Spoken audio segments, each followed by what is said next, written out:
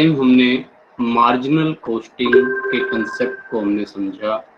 हमने जाना कि मार्जिनल कॉस्टिंग यानी कि वेरिएबल कॉस्टिंग होती क्या है, और जो दूसरी एक और कॉस्टिंग जो ट्रेडिशनली हम लोग पढ़ते आ रहे हैं एब्जॉर्प्शन कॉस्टिंग, उससे ये किस तरह से अलग है।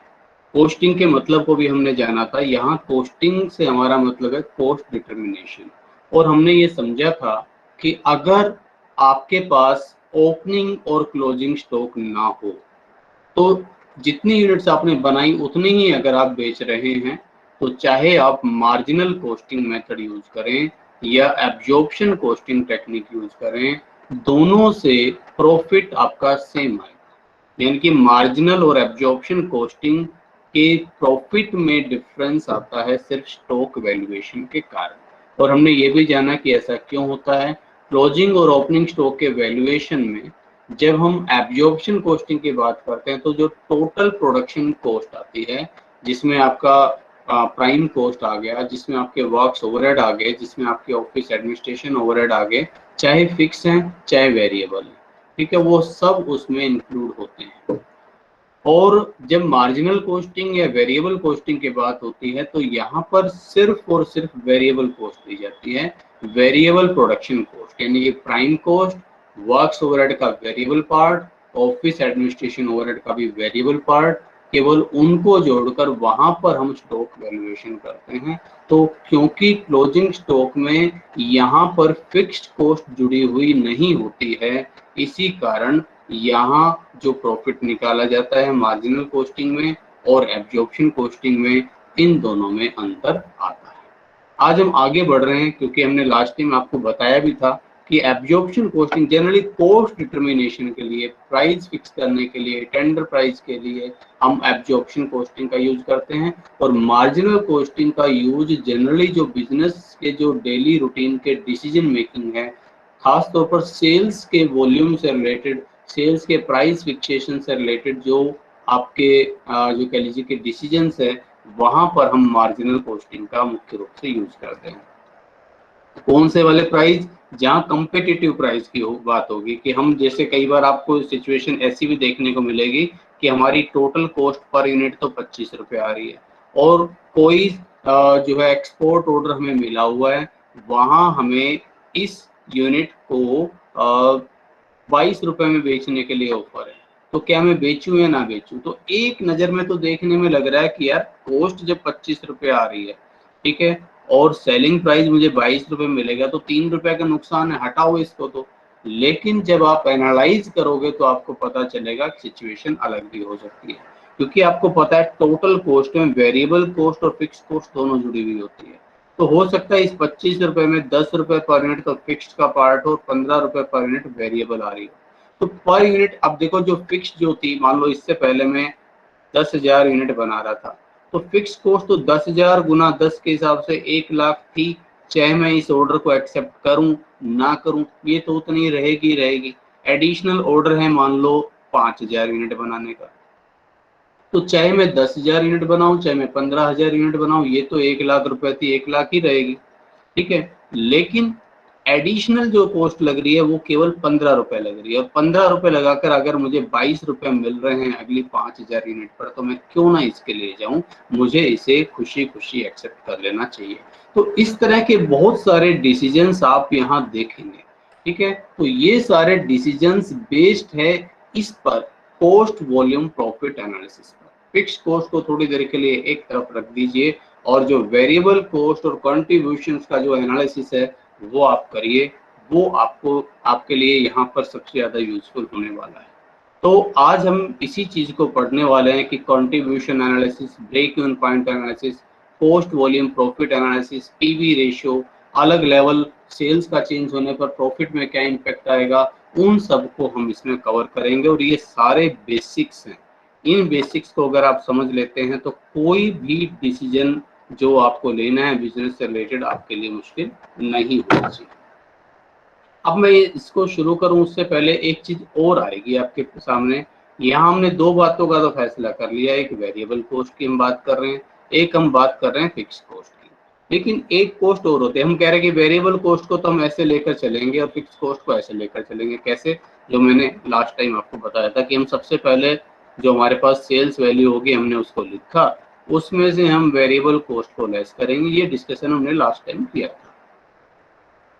और सेल्स में से वेरिएबल कॉस्ट लेस होने के बाद जो बचता है वो होता है फिक्स कॉस्ट और प्रॉफिट। तो इसको कंबाइंड फॉर्म में हम लोग बोलते हैं कंट्रीब्यूशन।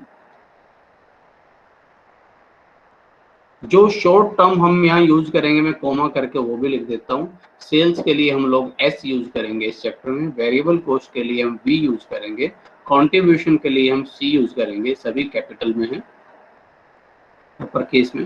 ठीक है, तो कंट्रीब्यूशन सी, और कंट्रीब्यूशन में से लेस हम करेंगे फिक्स्ड कॉस्ट यानी कि एफ,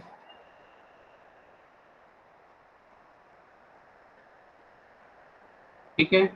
सेल्स में से वेरिएबल कॉस्ट लेस की, वेरिएबल कॉस्ट लेस करने के बाद कंट्रीब्यूशन आ गया, कंट्रीब्यूशन में से फिक्स कॉस्ट लेस कर दी, तो ये आपका ऑपरेटिंग प्रॉफिट आ गया। जस्ट इसको यहाँ प्रॉफिट बोलो, ठीक है। फाइनेंस की जब हम बात करते हैं, फाइनेंशियल मैनेजमेंट जब हम पढ़ते हैं, तो वहां तो हम इसको ऑपरेटिंग प्रॉफिट ईबीआईटी बोला करते हैं बल्कि, ठीक है। यहाँ चलो प्रॉफिट कह के भी काम चल जाएगा। तो ये आपका प्रॉफिट आ जाएगा यानी कि, ठीक है। अब ये दो कॉस्ट, इनका तो किसका कहाँ ट्रीटमेंट होगा, वेरिएबल कॉस्ट कहाँ घटेगी और फिक्स कॉस्ट कहाँ घटेगी, वो हो गया। लेकिन एक कॉस्ट और भी तो होती है जिसको हम सेमी वेरिएबल कॉस्ट बोलते हैं। पहले इसको जरा और समझ लें कि इसका क्या करना है। तो semi variable cost, semi variable cost, ठीक है, ऐसी कॉस्ट जो कुछ हिस्सा जिसका वेरिएबल है, कुछ हिस्सा जिसका फिक्स्ड, ठीक है। यही कह लीजिए कि एक लेवल तक वो फिक्स रहती है, उसके बाद फिर वो चेंज हो जाती है, ठीक है।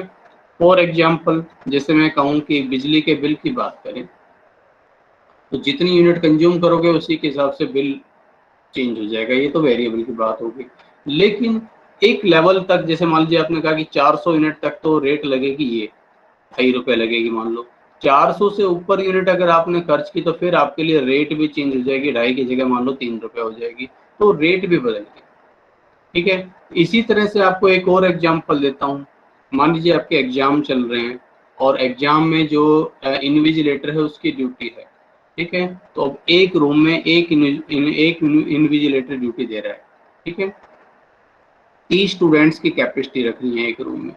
अब उस रूम में अगर 10 बच्चे बैठे हैं तब भी एक इन्विजिलेटर देना है उसको, मान लीजिए एक दिन के 250 रुपये हमें देने हो मान लीजिए। तो अगर 10 स्टूडेंट बैठे हैं तब भी 250 खर्च होंगे, 20 हैं तब भी 250 खर्च होंगे, 30 है तब भी 250 खर्च होंगे। लेकिन 30 के बाद 31, एक स्टूडेंट एक्स्ट्रा होते ही अब आपके पास 30 तक तो 250 रुपये खर्च हो रहे थे, 31 होते ही आपके 500 रुपये खर्च होंगे, क्योंकि अब आपको नया जो स्टूडेंट है उसके लिए नया सीटिंग अरेंजमेंट अब आपको दिखाना पड़ेगा, है ना। तो ये हो गया कि एक लेवल तक फिक्स है, उसके बाद वेरिएबल। तो बहुत सारी कॉस्ट इस नेचर की होती है जो ना पूरी तरह से फिक्स्ड की कैटेगरी में आती है, ना पूरी तरह से वेरिएबल की कैटेगरी में आती है। और बल्कि मैं थोड़ा सा ज्यादा प्रैक्टिकल होकर बात करूं तो मैं कहूंगा कि लगभग प्रैक्टिकल लाइफ में कोई भी कॉस्ट ना पूरी तरह से फिक्स्ड होती, ना पूरी तरह से वेरिएबल होती, ठीक है।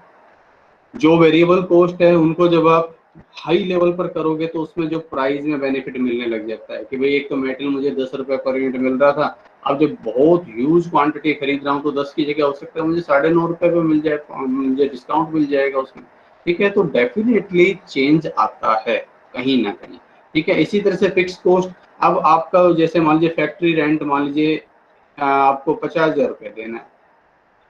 अब आप कहें मैं इसमें 10,000 यूनिट बनाऊं तो 50,000 रुपए का किराया, 20,000 बनाऊं तो 50,000 का किराया, 30,000 बनाऊं तो 50,000 का किराया। अब ऐसा थोड़ी है कि आप यहाँ 1,00,000 यूनिट बनाए तब भी 50,000 का किराया। हो सकता है 1,00,000 यूनिट बनाने के लिए रिसोर्सेज ही नहीं रहे, तो अगर आपने 30,000 मान जिसकी फुल कैपेसिटी है, 30,000 से ऊपर अगर आप बनाएंगे तो आपको जाहिर सी बात है कोई दूसरी फैक्ट्री किराए पर लेनी पड़ेगी, फिक्स कॉस्ट भी बढ़ जाएगी। तो प्रैक्टिकल लाइफ की तो अगर मैं बात करूं तो भाई ना पूरी तरह से कोई कॉस्ट वेरिएबल होती है, ना पूरी तरह से फिक्स होती है, सभी कुछ सेमी वेरिएबल के सेंस में चलता है।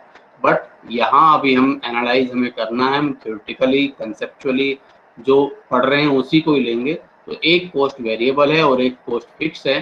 तीसरी जो कॉस्ट सेमी वेरिएबल है, इस सेमी वेरिएबल कॉस्ट का क्या करना है, इस सेमी वेरिएबल कॉस्ट में हमें दो टुकड़े करने हैं, एक वेरिएबल कॉस्ट और दूसरी फिक्स कॉस्ट। दोनों को मुझे इसमें अलग अलग निकालना है और वेरिएबल वाला हिस्सा आपको वेरिएबल में जोड़ देना है और फिक्स्ड वाला हिस्सा आपको फिक्स कॉस्ट में जोड़ देना है। तो पहला क्वेश्चन अब यही उठ रहा है कि इसको अलग अलग कैसे करें। ठीक है, तो पहले हम इसी को पढ़ते हैं, separation of semi variable overheads into fixed and variable cost या ओवरहेड्स। फिक्स्ड और वेरिएबल कॉस्ट में कैसे अलग अलग करें, तो उसके बहुत सारे मेथड हैं, ग्राफिकली भी करते हैं, टाइम बेस्ड भी करते हैं, लेकिन इसका जो सबसे ज्यादा यूजफुल मेथड रहेगा और आपका जो इस चैप्टर में जो ज्यादा यूज होगा, मैं बस उसी पर फोकस करूंगा। तो इसका तरीका ये रहेगा, हम निकालेंगे वेरिएबल कॉस्ट पर यूनिट। अभी एग्जांपल से भी बता दूंगा आपको वेरिएबल कॉस्ट पर यूनिट इसमें से कैसे निकलेगी। तो इसके लिए आप करेंगे चेंज इन कॉस्ट। ठीक है, change in cost divided by change in output. Change in cost divided by change in output. ठीक है, कॉस्ट में जो परिवर्तन आ रहा है और आउटपुट में जो परिवर्तन आ रहा है, कॉस्ट के परिवर्तन को आउटपुट के परिवर्तन से डिवाइड कर दीजिए तो आपके पास पर यूनिट वेरिएबल कॉस्ट मिल जाएगी इसमें से। ठीक है, और इस पर यूनिट वेरिएबल कॉस्ट की हेल्प से आप लोग फिक्स कॉस्ट फाइंड आउट कर सकें। ठीक है, कैसे, मैं एक एग्जांपल दे देता हूं। मान लीजिए मैंने कहा कि आपके पास दो अलग अलग लेवल है। ठीक है, मैंने कहा कि ये यूनिट्स हैं और ये है कॉस्ट। अगर आप 5000 यूनिट बना रहे हैं तो आपकी लागत आएगी, मैंने कहा कि 20,000 रुपये। ठीक है, और अगर आप 8000 यूनिट बना रहे हैं, ठीक है, तो आपकी कॉस्ट आएगी 24,000 रुपये। ठीक है, तो अब पहली बात तो ये कि इसको कैसे पहचाने कि ये वेरिएबल है या फिक्स्ड है। ठीक है, फिक्स्ड और वेरिएबल की पहचान क्या करें, देखो एक बात सीधी सी करके देख लेना। पहले वेरिएबल का देखो, मैंने कहा 5000 यूनिट की लागत है 20,000, 6000 यूनिट की लागत है, मैंने कहा कि जी 24,000, 7000 यूनिट की लागत मैंने कहा जी 28,000। ठीक है, 8000 की लागत मैं कहता हूँ जी 32,000। तो मैं क्या कह रहा हूँ, मैं वेरिएबल बोल रहा हूँ। आप दो लेवल को डिवाइड करके देख लो, पर यूनिट कॉस्ट निकाल लो। 20,000 को 5000 से डिवाइड करें तो पर यूनिट 4, 24,000 को 6000 से डिवाइड करें तो पर यूनिट 4, 28,000 को 7000 से डिवाइड करें तो पर यूनिट 4। जहां पर यूनिट कॉस्ट कांस्टेंट है, पर यूनिट हर बार 4 रुपए आ रही है या हर बार 5 रुपए आ रही है, तो हम इसको बोलेंगे पूरी फुल्ली वेरिएबल कॉस्ट। ठीक है, और मैं कहूँ कि 5000 की लागत 20,000, 6000 यूनिट की लागत भी 20,000, 7000 यूनिट की लागत भी 20,000, चेंज ही नहीं हो रही। टोटल में जब सेम रहती है, चेंज नहीं हो रही, तो ये फिक्स कॉस्ट, इसको हम फिक्स कॉस्ट बोलते हैं। ठीक है, जो टोटल अमाउंट जिसका सेम रहेगा फिक्स, जिसका per unit amount per unit rate same रहेगा वेरिएबल। लेकिन अगर यहाँ आप गौर से देखें तो क्या है, इसी अभी सिद्धांत से चलाएं तो पहले आपको पहचान तो हो कि ये सेमी वेरिएबल है वेरिएबल।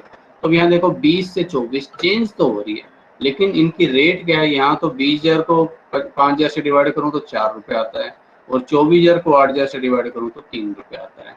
तो पर यूनिट ये बदल रही है, टोटल में भी बदल रही है, पर यूनिट में बदल रही है। तो पहचान हो गई कि भैया ये सेमी वेरिएबल कॉस्ट है।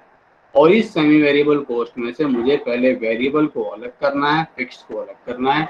वेरिएबल को वेरिएबल की तरह फिर आगे ट्रीट करूंगा, फिक्स को फिर मैं फिक्स की तरह ट्रीट करूंगा। तो इसको कैसे अलग अलग करूं, पहला क्वेश्चन ये होता है। तो मैंने कहा कि भाई इसमें change per unit variable cost per unit कितनी होगी, मैंने कहा change in cost. Change in cost कितनी होगी भाई, 20,000 से बढ़कर 24,000 रुपया हो रही है कॉस्ट, देखो आपकी। तो 24,000 माइनस 20,000, ठीक है। और चेंज इन यूनिट 8,000 माइनस 5,000, ठीक है। थोड़ा सा कैलकुलेशन आसान हो जाएगी, मैं इसमें थोड़ा सा चेंज कर देता हूँ, ठीक है। फ्रैक्शन में नहीं आएगा, आपको समझाना आसान हो जाएगा। मैं इसको 26,000 रुपये कर देता हूँ।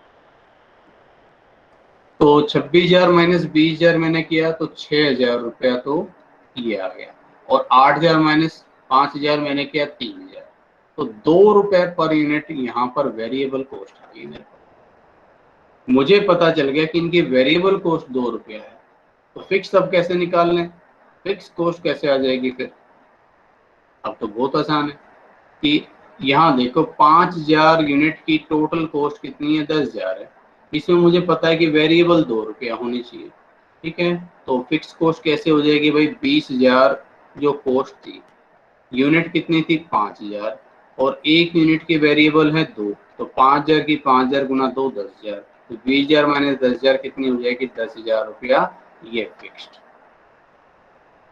पहचान के लिए आप देख सकते हो दूसरे लेवल से निकालोगे तब भी रिजल्ट सेम आएगा कि 24,000 में से घटाओ 8,000 यूनिट थी, 8,000 यूनिट की लागत थी 24,000 टोटल, जिसमें फिक्स वेरिएबल दोनों है। तो इसमें से वेरिएबल है 8,000 गुना 2 16,000, तो 24,000 में से 16,000 अगर मैं घटा देता हूँ, 24,000 में से अगर मैं 16,000 रुपये घटा देता हूँ तो कितना आ जाएगा, 24 और 16 ये 8,000। ये चेंज कैसे हो रहा है, इसका मतलब कहीं कुछ गड़बड़ की है हमने। अच्छा सॉरी, मैं यहाँ मैंने 24 से 26 कर दिए थे, लेकिन मैं यहाँ अभी भी 24 ले रहा हूँ, सॉरी।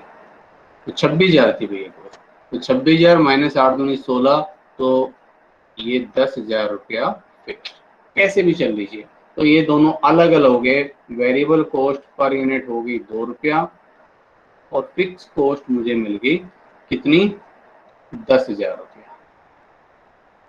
और इसका यूज क्या आएगा, अब आगे कोई मुझसे कहेगा कि भाई इस बार मुझे 10,000 यूनिट बनानी है, ठीक है, बताओ कितनी लागत आनी चाहिए, इस हिसाब से चले तो मैंने कहा अच्छा 10,000 पर 10,000 गुना 2, वेरिएबल तो लगेंगे भाई तुम्हारे 20,000 और फिक्स हैं 10,000, तो इस तरह से 10,000 की लागत बैठेगी 30,000 रुपये, ठीक है। झट से हम लोग निकाल देंगे, तो इसलिए इनको अलग अलग करना जरूरी है। अब हम आते हैं अपने जो cost volume profit analysis last time जो हमने शुरू भी किया था उसी को। तो हमने ये समझा था कि सबसे पहले आप ये जान लीजिए कि सेल्स जो है, सेल्स में होता है शामिल variable cost, fix cost, semi variable भी होती है, लेकिन उसका मैंने आपको बता दिया, उसमें से तो वेरिएबल हिस्सा वेरिएबल में चला जाता है, फिक्स पार्ट फिक्स में, और प्लस प्रॉफिट, ठीक है। तो सेल्स में से अगर वेरिएबल कॉस्ट को हम घटा दें तो हमारे पास बचता है F plus P, P fix cost plus profit, और इस एफ प्लस पी को हम लोग बोलते हैं कंट्रीब्यूशन।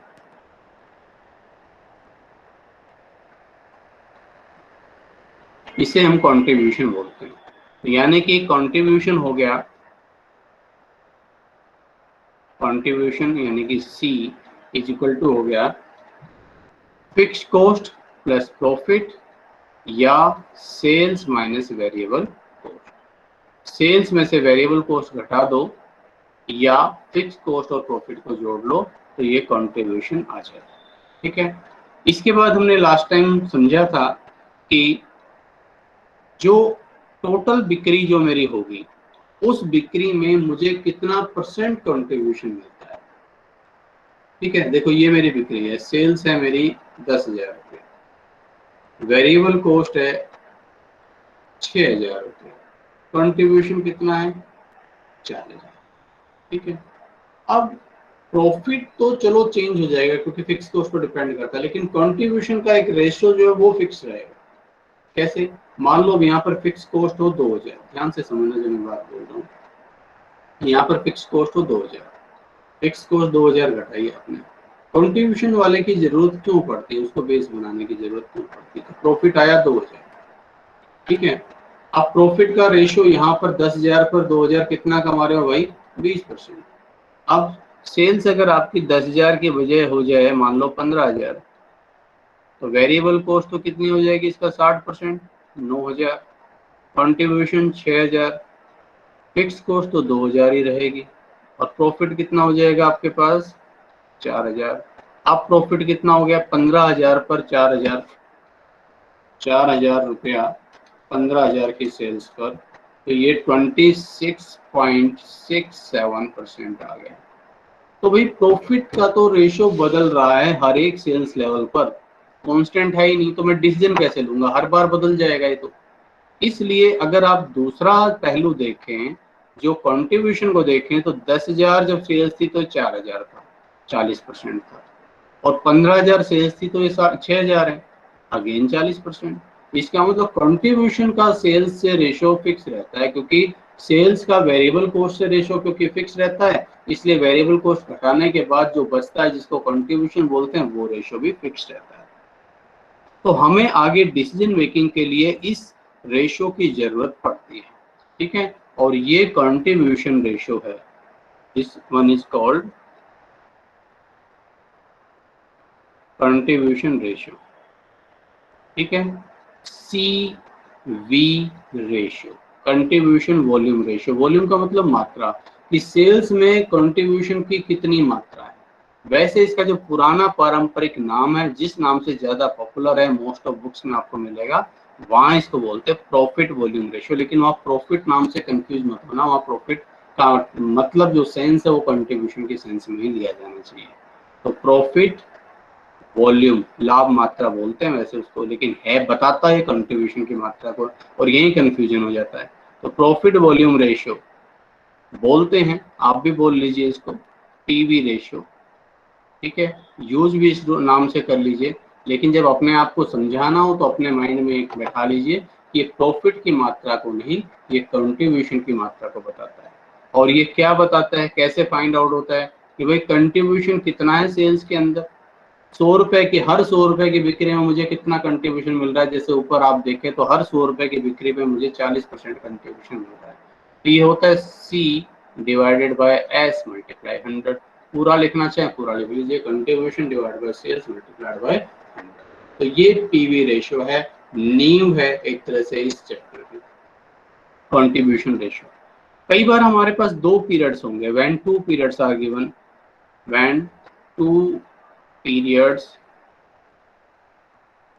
are given, दो अलग अलग पीरियड की सेल्स है, प्रॉफिट है मेरे पास, ठीक है, तो तब कंट्रीब्यूशन रेशियो कैसे निकालेंगे।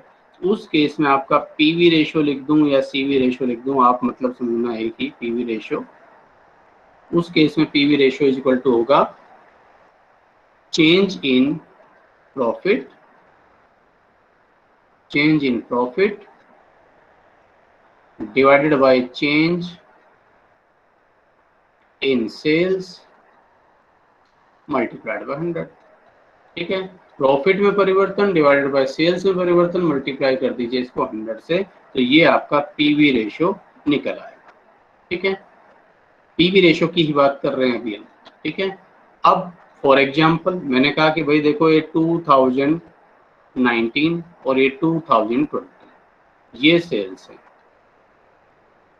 2019 में आपके पास सेल्स थी 2 लाख रुपया, 2020 में सेल्स हुई 2,50,000 रुपया, और प्रॉफिट जो हुआ यहाँ आपको 40,000 रुपये प्रॉफिट हो रहा था, ठीक है, और यहाँ आपको प्रॉफिट मिला 60,000 रुपये का, ठीक है।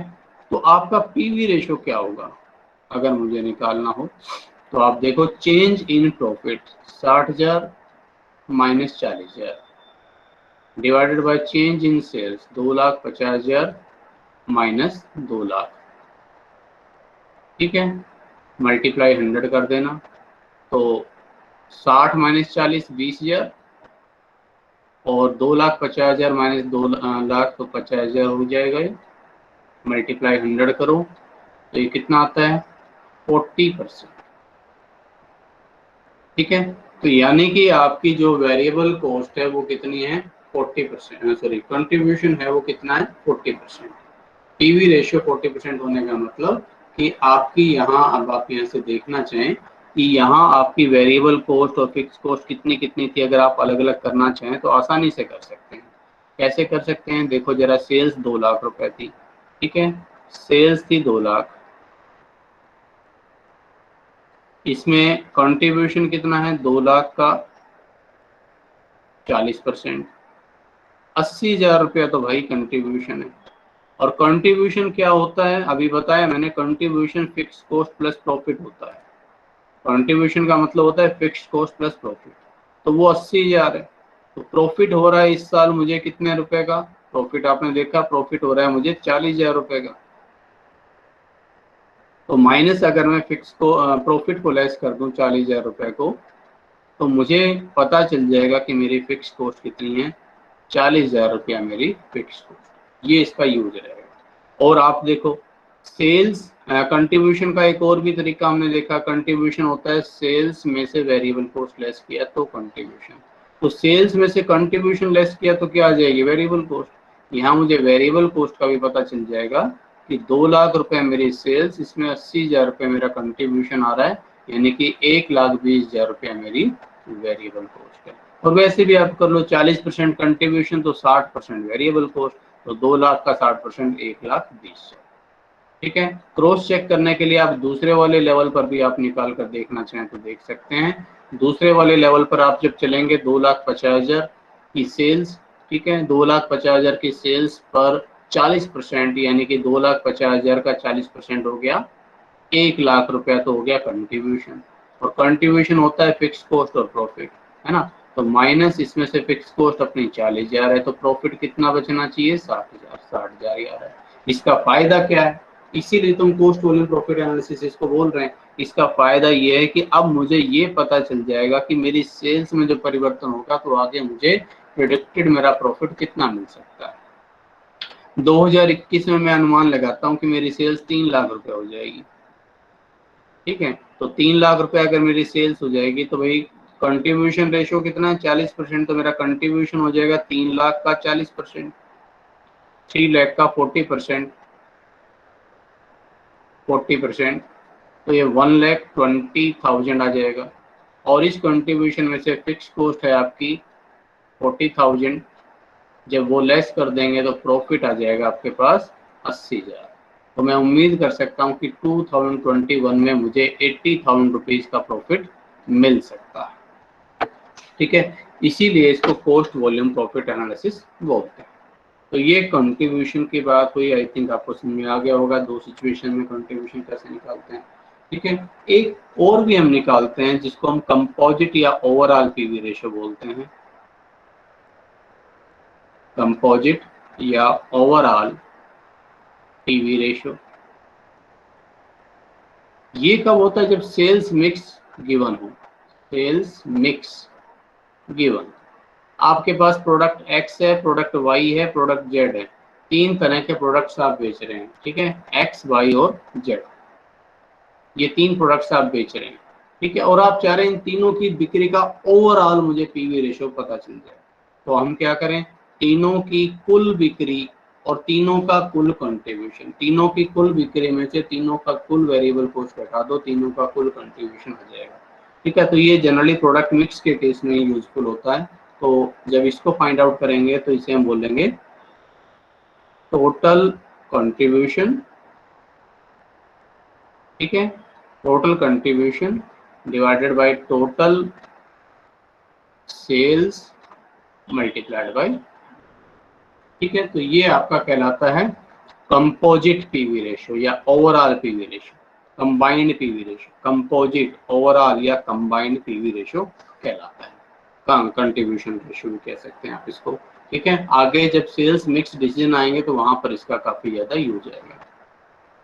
अब इस चैप्टर का सबसे इंपॉर्टेंट टॉपिक, ठीक है, जिसको हम जानते हैं ब्रेक इवन पॉइंट के नाम से, बहुत बार जिक्र सुना है इसका, ब्रेक इवन पॉइंट, शॉर्ट में हम इसको BEP बोलते हैं। अब जब हम पूछते हैं कि ब्रेक इवन पॉइंट क्या होता है, बोलते जी no profit no loss point, ठीक है, नो प्रॉफिट नो लॉस है, लेकिन इतने से ही काम नहीं चलेगा, इसको थोड़ा सा अच्छे से आप लोग समझिए ताकि आपको पता चले कि ये ब्रेक इवन पॉइंट, जब हम इसको ब्रेक इवन चार्ट से जब समझेंगे तो यहाँ ये सारे कंसेप्ट यूज में आएंगे आपके। ठीक है, चार्ट्स तो खैर मैं आज अभी नहीं कराऊंगा। ठीक है, अभी तो मैं बेसिक सिर्फ फॉर्मूला बेस पर इसको एनालिसिस करेंगे, लेकिन वहां जब आप चार्ट बेस पर एनालिसिस करेंगे तो आप देखेंगे कि बहुत सारी चीजें इससे जुड़ी हुई है। लगभग सारा मार्जिनल कॉस्टिंग के सारे फॉर्मूले सब कंसेप्ट यहाँ से निकलते हैं। ठीक है, तो इसलिए इसको इस रूप में समझना जरूरी है। अब देखो, मैंने कहा कि भाई ये है मेरी सेल्स और ये है मेरा पीवी रेशियो। अगर मैं सेल्स को पीवी रेशियो से गुना कर दूं, ठीक है, सेल्स को मैं पीवी रेशियो से गुना कर दूं तो क्या आएगा? कंट्रीब्यूशन। अभी तो हमने पढ़ा पीवी रेशियो का मतलब कंट्रीब्यूशन का परसेंटेज, कि सेल्स अगर 1,00,000 रुपया है और कंट्रीब्यूशन रेशियो 40% है, तो ये बताता है कि 1,00,000 रुपए की बिक्री में मुझे 40% कंट्रीब्यूशन मिल रहा है, यानी कि 40,000 रुपए मेरा कंट्रीब्यूशन है। और मुझे ये भी पता है कि कंट्रीब्यूशन के केस में कंट्रीब्यूशन का मतलब होता है फिक्स कॉस्ट और प्रॉफिट, या सेल्स माइनस वेरिएबल कॉस्ट। तो मैं ये भी लिख सकता हूँ सेल्स गुना PV ratio is equal to contribution की जगह मैंने लिख दिया फिक्स कॉस्ट प्लस प्रॉफिट। मैं कहता हूं कि आप इस एक इक्वेशन को अच्छे से समझ लें, कोई और नया फॉर्मूला आपको यहाँ पढ़ने की जरूरत नहीं है। इस पूरे चक्कर में सब कुछ यहीं से निकला है, सब कुछ, एवरीथिंग। अब ब्रेक इवन पॉइंट से मेरा मतलब क्या है? ब्रेक इवन पॉइंट का मतलब है कि मुझे प्रॉफिट की जरूरत नहीं है, सिर्फ मेरी फिक्स कॉस्ट कवर हो जाए। तो सिर्फ मेरे फिक्स कॉस्ट को कवर करने के लिए मैं कितनी बिक्री करूं, ठीक है, वो मेरा ब्रेक इवन पॉइंट कहलाएगा। अब ये अमाउंट के बजाय पहले यूनिट से ज्यादा आसानी से समझ में आएगा। मैं आपको कई बार एग्जांपल दिया करता हूँ, शायद लास्ट लेक्चर में मैंने आपको बताया था कि मान लीजिए हमें कोई जो छोटा सा एग्जांपल ले लेते हैं कि आपके पास कोई शॉप है और उसका रेंट आपको देना होता है 5,000 रुपया किराया आपको देना पड़ता है। और वहाँ क्या करते हैं, वहाँ कुछ ऑडियो कैसेट्स या सीडी लगा लीजिए, ठीक है, वो सीडी हैं वो आप बेचते हैं।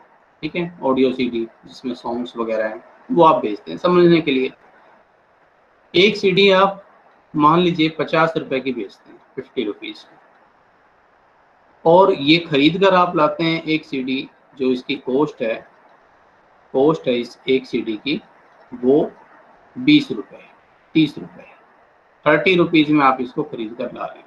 तो यानी कि हर एक सीडी पर आपको 20 रुपए का फायदा होता है, 20 रुपीज का आपको बेनिफिट मिल रहा है हर एक सीडी पर, हर एक ऑडियो सीडी पर। ठीक है, ये थोड़ा सा आज नेटवर्क का इशू चल रहा है, जो मैं बोल रहा हूँ लिख रहा हूँ उसके बाद थोड़ा सा टाइम लेकर आपको दिखाई दे रहा है, तो आप इसको साथ साथ थोड़ा फोकस करके चलिएगा। तो 20 रुपए आपको हर एक सीडी, एक तरह से अगर हम ब्रेक इन पॉइंट की भाषा में बात करें तो ये आपको कंट्रीब्यूशन दे रही है। अब एक्चुअल में 20 रुपए क्या है? अगर पहली सीडी बिकते ही मैं कहूँगी भैया आपने तो 20 रुपए कमा लिए, तो 20 रुपए की यार पार्टी हो जाए, है ना, आपकी पहली कमाई है 20 रुपए की, आप कम से कम हमें चॉकलेट तो खिलाई दें। तो क्या ये पॉसिबल है? क्या आप मान जाएंगे? आप कहेंगे अरे 20 रुपए यार अभी जो मिले हैं इसमें अभी तो 5,000 रुपए किराया देना बाकी है, तो किराया भी नहीं निकला है अभी, तो भाई जो आपको पेमेंट तो मैं कहाँ से करूँगा? तो मैंने कहा अच्छा भाई तुम्हारा किराया कितनी सीडी बिकने के बाद कवर हो जाएगा, जरा मुझे बताना। उसने कहा कि देख भाई एक सीडी बिकी तो मुझे 20 रुपए मिले, यानी कि 20 रुपए वसूल हुए हैं एक सीडी बेचकर। 1 रुपया वसूल हो गया कब? 1/20 सीडी की बिक्री से। और मेरा तो किराया मुझे 5,000 देना है भाई, तो 1/20 मल्टीप्लाई 5,000। ठीक है, 1/20 मल्टीप्लाई 5,000 अगर अब आप इसको सोल्व करें तो आप देखेंगे कि 250 आता है। यानी कि 250 सीडी की जब बिक्री होगी तब तो जाकर आपका किराया वसूल होगा, तब तो आप जो उस लेवल पर आ गए कि भाई चलो किराया जेब से नहीं लेना पड़ा, किराया निकल गया दुकान का। अब 250 के बाद 251वीं सीडी जो बिकेगी, 252वीं बिकेगी, वहां से फिर अब आपको प्रॉफिट मिलना शुरू हो जाएगा। कंसेप्ट को समझना जरूरी है, फॉर्मूले तो बाद में फिर अपने आप निकल आते हैं इससे। ठीक है, तो अब ये ध्यान से देखो जरा, मैंने क्या किया है, मैंने किया है 5,000 को 30 से डिवाइड ही तो किया है। ठीक है, फॉर्मूले के रूप में बनाए, ये क्या आया है? ब्रेक इवन पॉइंट आया है। ब्रेक इवन पॉइंट क्यों बोल रहा हूं मैं इसको, कि इस लेवल पर तुम्हारी फिक्स कॉस्ट कवर हो गई, ठीक है। इस लेवल पर ब्रेक इवन पॉइंट के पहले जरा विशेषताएं देख ले क्या क्या है। ब्रेक इवन पॉइंट सिर्फ नो प्रॉफिट नो लॉस कहने से काम नहीं चलता भाई। ब्रेक इवन पॉइंट पर देखना जरा तुम्हारी सेल्स कितनी होगी। 250 सीडी बेचोगे और एक सीडी है कितने रुपए की, 50 रुपए की बेच रहे हो, ठीक है। तो 12,525, हाँ ठीक है, 12,500 रुपए की बिक्री है, ठीक है। ध्यान से समझते चलना जो जो मैं आपको बता रहा हूँ। लेस वेरिएबल कॉस्ट, एक सीडी कितने रुपए की आती है, एक सीडी भैया 30 रुपए की मुझे पड़ती है, 7500 रुपया इसकी वेरिएबल कॉस्ट। कंट्रीब्यूशन कितना, 12,500 में से 7500 लेस कर दें तो 5,000 रुपया कंट्रीब्यूशन आ गया। और इस 5,000 रुपये कंट्रीब्यूशन में से लेस फिक्स कॉस्ट आप करें, जो कि मेरा किराया है जो मुझे देना है 5,000 रुपया, तो प्रॉफिट जो आया वो नील, प्रॉफिट जीरो, ना लाभ ना हानि, ठीक है। अगर बिक्री 250 की जगह 200 सीडी की होती तो क्या हो रहा होता, जरा देखना।